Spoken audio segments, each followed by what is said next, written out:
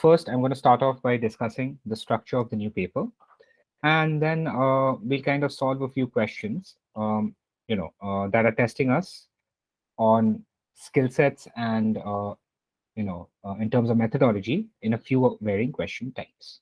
Okay, that's how I'll conduct this session.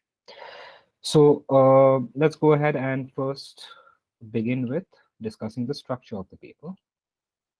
Okay, I've shared a whiteboard. Can you see the shared whiteboard? Okay, all right. Now, the one thing that's going to remain the same is that it's going to be a format of questions, or rather question format will remain as a multiple choice question. So you'll be given a paragraph, okay, and you'll be given a question related to that paragraph, and you'll be given 4 choices or multiple choices there. That part will remain the same. But what will change is, in the old SAT, you had usually one full passage of 90 to 95 lines with 10 questions related to that passage, both in the reading and language and writing segment. In this particular one, you'll have one paragraph and only one question will be related to that paragraph. So essentially, the number of questions is the number of paragraphs you have to read. So you have to read quite a bit in this particular new format. So decision making, speed of reading, these are 2 of the main components that are tested in a standardized test. Okay. Okay. First of all, what's the full form of SAT? Standardized aptitude test. Okay. So SAT doesn't have a full form anymore. Oh, okay. Okay. So it used to be called various things throughout its history, like scholastic assessment test, standardized assessment test, standardized aptitude test. But today there's no full form. Okay. It's no more an acronym. That's just me. Okay. All right.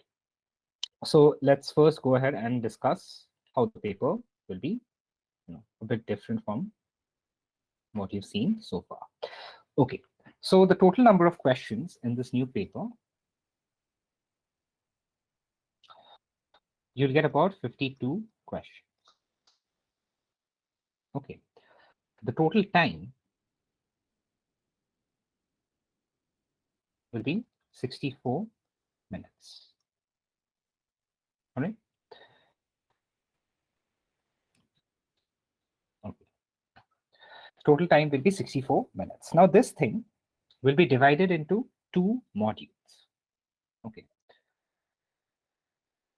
Total number of questions and time. So module 1 will have 27 questions and time will be 32 minutes. And same for module 2.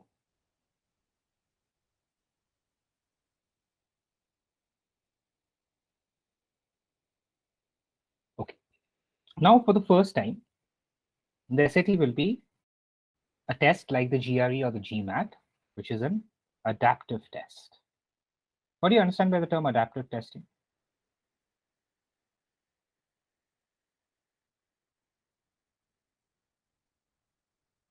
Not quite sure, sir.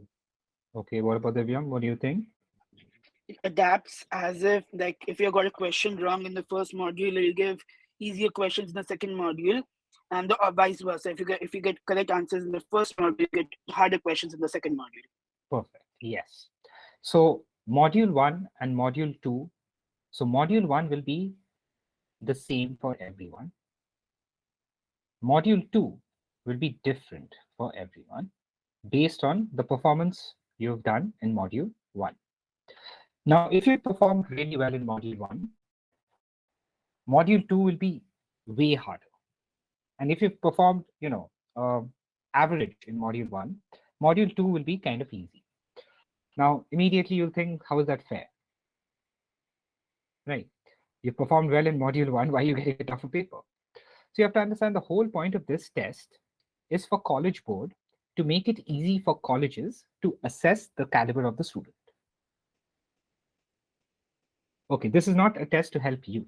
It is the test to help the colleges. Getting it? So if you've gotten a high score in module 1, now suppose 50% of the students get a high score in module 1. Now there are Ivy League colleges, and then there are very good colleges. but those aren't Ivy League. So who should go to an Ivy League college and who should go to a good college? That is determined by giving these bright students even tougher questions and differentiating between the bright students. Who's the brighter of the bright students? The creme de la creme, so as to speak. Okay. Same for the weaker students. Which one of the weaker students are of average intelligence and which one of the weaker students are of really low intelligence? So that's how you'd be getting admissions in college, right? Based on your intelligence. Now, the way they've scaled it, if you get a very good, they have a scaling system of scoring. It's not a simple scoring system. It's a quite complicated scoring system. So suppose you do module 1 really well. Your minimum score out of 800 will not be less than 600. So even if you perform really badly in the tough second module 2, you will get a 600 plus score, regardless. But if you've gotten a low score in module 1, your base score is 400 plus, not 600 plus. So then your performance in module 2 will make you probably go from 400 to maybe a maximum of a 650, even if you get everything right.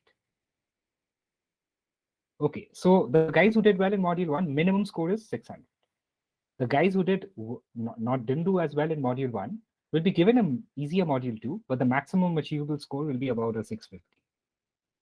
So they've scaled it very intricately, which is why they have, proprietorship of the thing.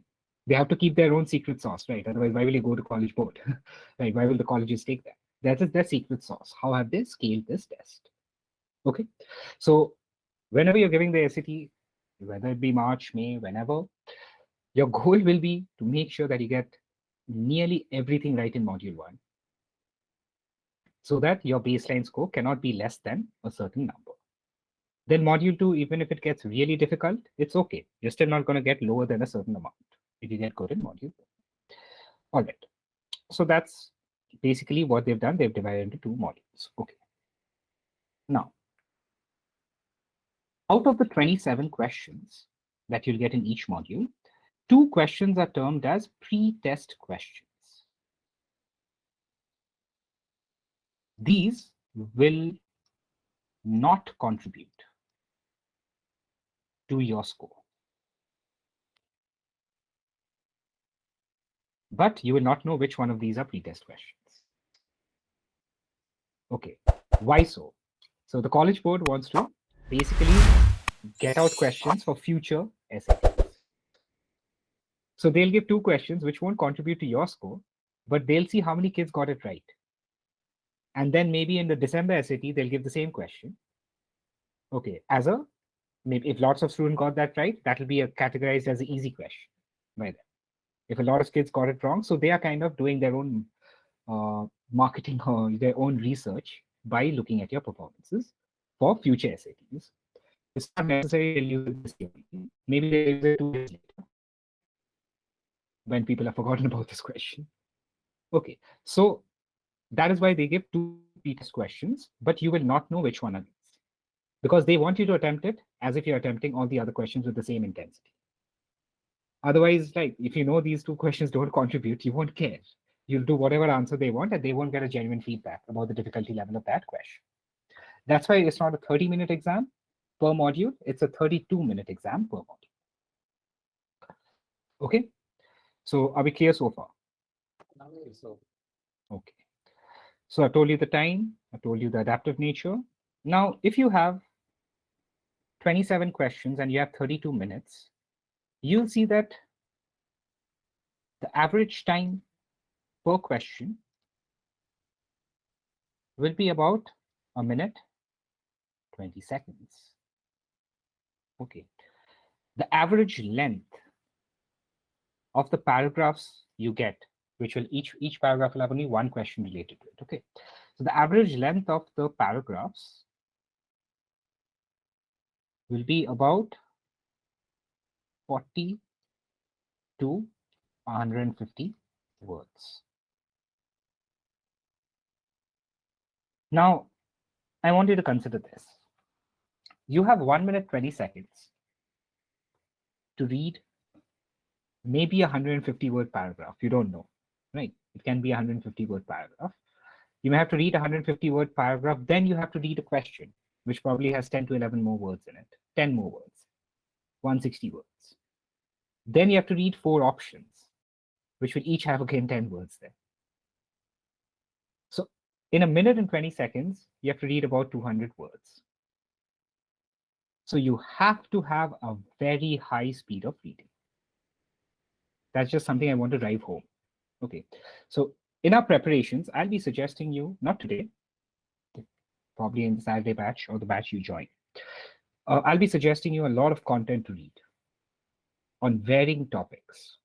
And that is very crucial because it'll help you in number 1, speed of reading, and number 2, comprehending at that speed. A lot of people can read quickly, right? But are you actually understanding what you're reading then? Because you have to make a decision. You have to, select an option. You have to completely get what you're reading. So comprehending at a high speed is something which is going to be more crucial than ever in the SAT so far. Okay, in the March exam. Still, the December exam, the length was still manageable. This one, it's really quick. So again, just keep in mind that aspect. All right? Okay. Now, let's look at the subject areas of the passage. So your passages will come from few genres. The paragraphs that you get will come from a few particular genres. The first one is literature,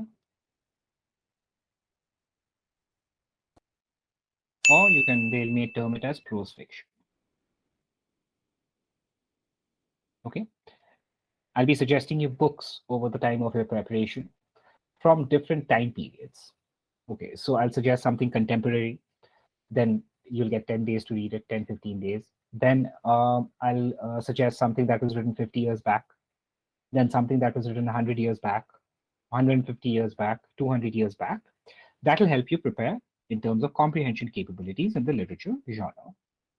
The second branch will be social science. These will generally be articles or parts of articles.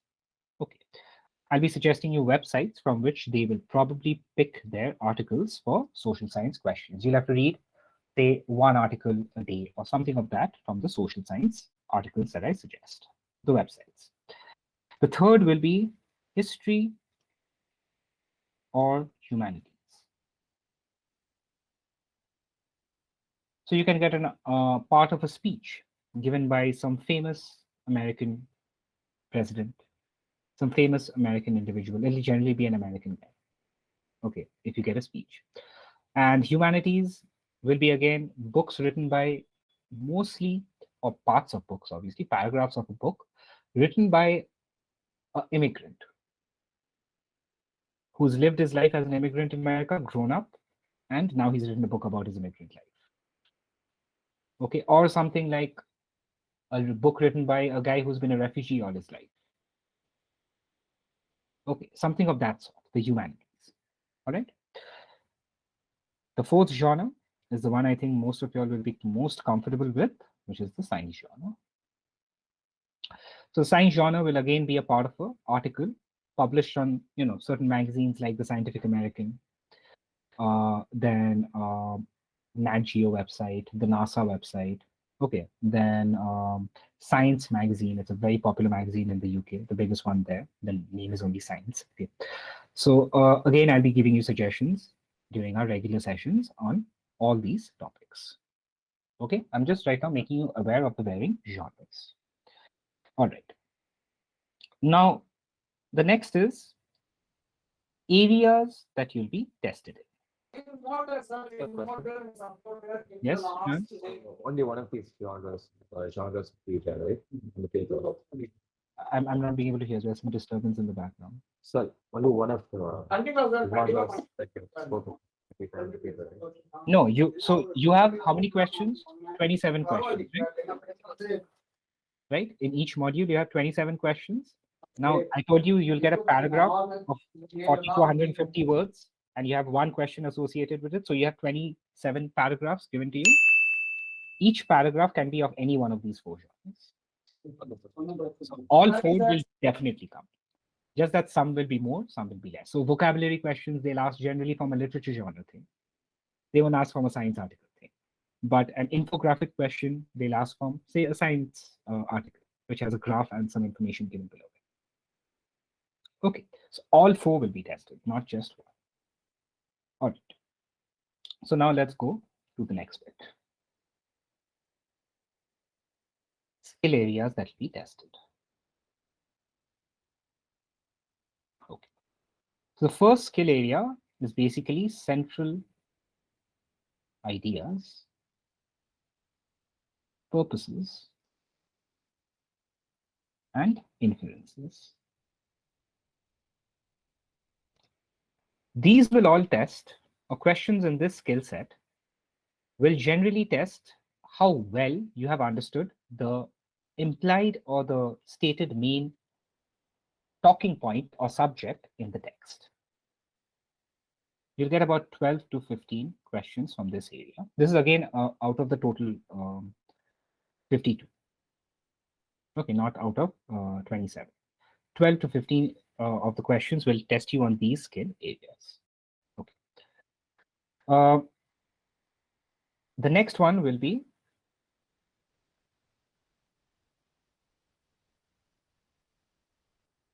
words in context, cross text connections, and structure.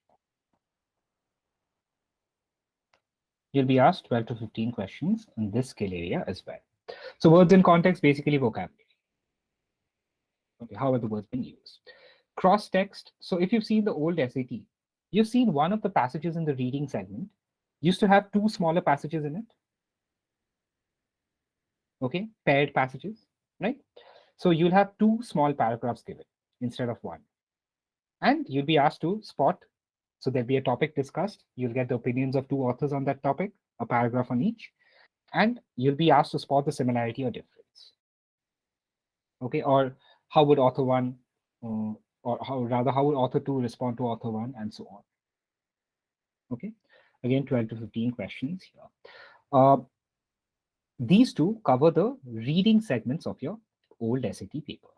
So whatever was there in the reading part of the old SAT exam is in these two skill set areas being tested. Now, the third skill set area is basically the language and writing part. So, rhetorical questions and transitional questions. So again, transitional and rhetoric would be obvious replies, something rhetorical. Okay. Transition would be if the passage is telling you, Virat Kohli has had a bright career as a cricketer. Full stop. Blank, comma. Surya Kumar Yadav would be picked ahead of him today because he is the number one ICC ranked player. So have I not given you contradicting information? So the transitional word that you'll fill in the blank would be however. So they'll test transitional areas. Okay. And the last skill set or skill set area is your basic of language, which is what? Sentence structure, tenses,